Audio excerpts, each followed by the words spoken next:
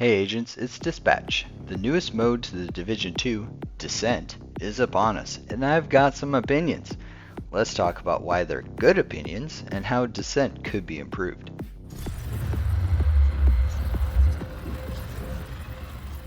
Okay, first, let's talk about the things Descent does right, and how it can get taken even further. Being able to put multiple powerful talents on a build definitely feels cool. But where are the cool talents like Striker, Heartbreaker, Negotiator's Dilemma, Aces and Eights with an AR, Rifleman and Hotshot, or Eclipse? Why isn't Spotter in the mode to make pulses actually do something? Maybe just remove the pulses or give us stuff that interacts with it. Add more defensive talents and or repair talents for more variety for using repair skills. Make Dr. Home a blue talent instead of exotic. Maybe make Protector Reload more sensible. What about Umbra? There are too many total weapon damage talents to take up space in the talent pool. You've got Composure, Obliterate, Companion, Concussion, Gunslinger, Overwatch, Spark, and Vigilance. Jesus. The repair talent should be defensive talent. What about incoming repairs? Hello? Total repair skills. Hello? Where's Future Perfect, Kinetic Momentum, Reformation? What about Sledgehammer? Unwavering? Heck, Unwavering and Frenzy would be so much fun. Now let's talk about the things that suck about Descent and how to fix them. First off, the randomness, the RNG is almost predatory. We're always trying to get a God mode perfect build, but the mode just doesn't allow that. When re-rolling talents, you should get completely new ones. Half of my re-rolls, one, sometimes even two of the talents are the same when I re-roll it. Give us more talent, weapon, and skill options. 3 to 4 doesn't allow enough. I almost always go with the same talents, not necessarily because they're better, but because they're more reliable with the RNG. Give us more talent, weapon, and skill options. 2. Talents conflict with each other completely. Bullet Hell turns off Optimist, Fast Hands, Incessant Chatter, Extra, and Lucky Shot. Okay, this is going to be spicy, but I think we should remove Bullet Hell because it is the biggest offender. Feel free to slay me in the comments. Instead of waiting for the end of Loop 1, we should get an exotic talent right off the bat, so we know what to build for. Extra should also give you a slightly bigger increase in bullets. Lucky Shot is literally the exact same thing, just better. 4. I hear the same refrain from pretty much everyone. The time commitment is way too high. Literally, I hear the same thing. At Loop X, when I died, it was a relief, or I was put out of my misery. The time commitment is a huge issue. Instead, they should let us choose 2 or even 3 talents in each room and just scale the difficulty faster for each loop. Let us get to Nemesis faster. Even when I was speedrunning it, it still took me about 40 minutes. Oof. We definitely need a save and return option so you can save your progress. That way you can go take a break, use the restroom, whatever. 4 hours just to get 20 levels is not sustainable. Pretty much everyone agrees that as long as you're still alive, you should be able to save, leave the game, and come back and continue on from that same point. We should either have Nemesis every 5 loops after Nemesis, we should either have Nemi every 5 loops, or just have a casual mode where you just go for Nemi, and a harder mode where you go for the highest loop where there's no Nemi whatsoever. On harder, you should make every loop get drastically harder. Right now, you just mainly play until you're too bored or too tired. Also, when you die, have an option to skip the super long death screen. Why do I have to sit there for 10 seconds looking at my dead body when it's already painful enough to die in this mode? Have an option to restart instead of having to go back to DC. And why do I have to start the simulation every freaking time? It's like an extra 10 seconds just when I go into the place. Start the simulation right away. 5. Glitches, bugs, and other annoyances can ruin a run and waste a bunch of time. This would be partially mitigated by the changes above, but as of right now, if you go into cover and it puts you in the wrong side of cover, you're pretty much toast.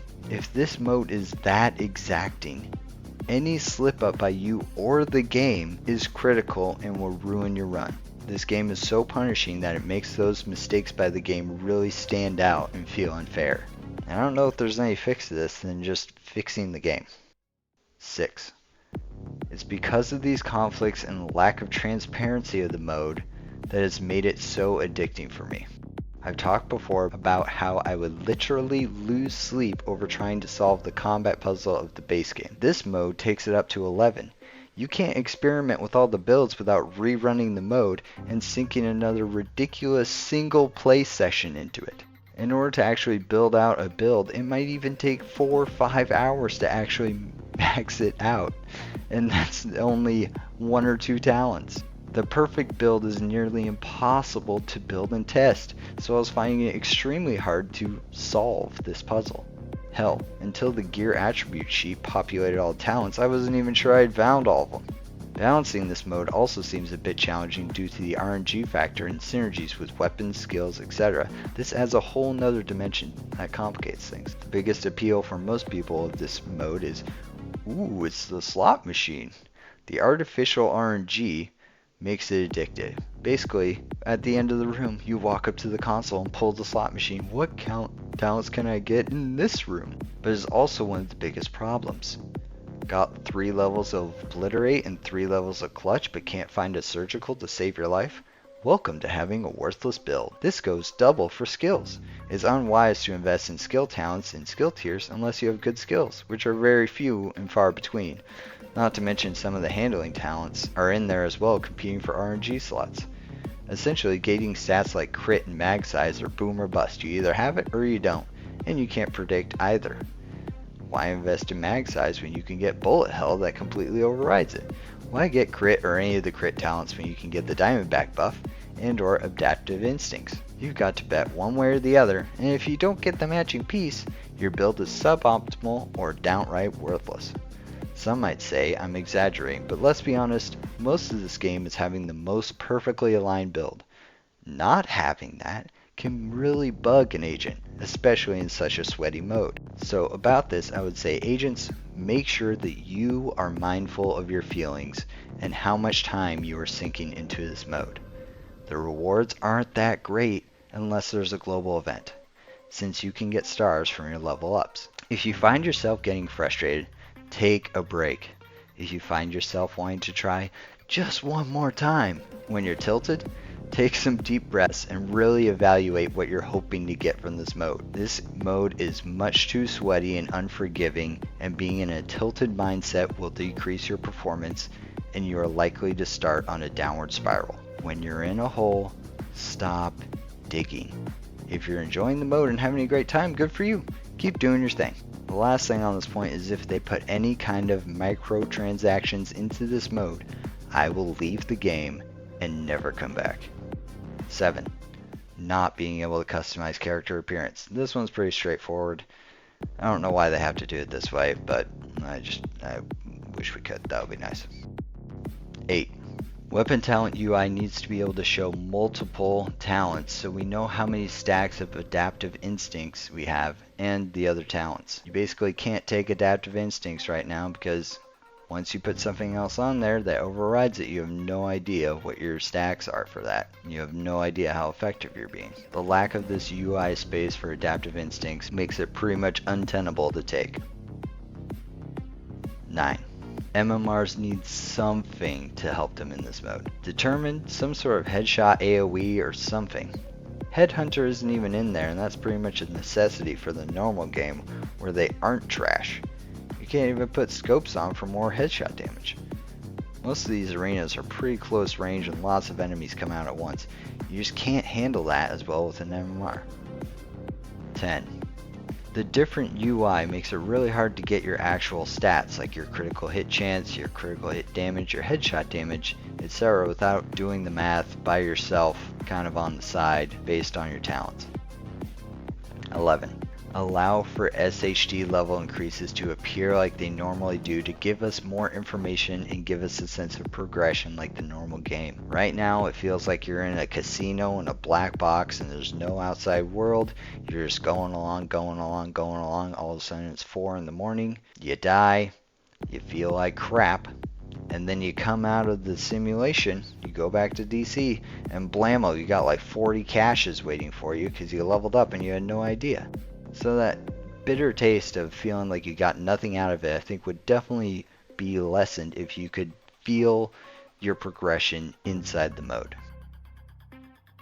Room design is varied, which is good, but the vast majority of cover is low cover where you can't effectively close off angles. The big warehouse arena is one of the best maps because you can take cover effectively and it's much harder to be surrounded. The ventilation room, on the other hand, is one of the worst because you can consistently get sniped in the back and nothing will save you from the grenade spam.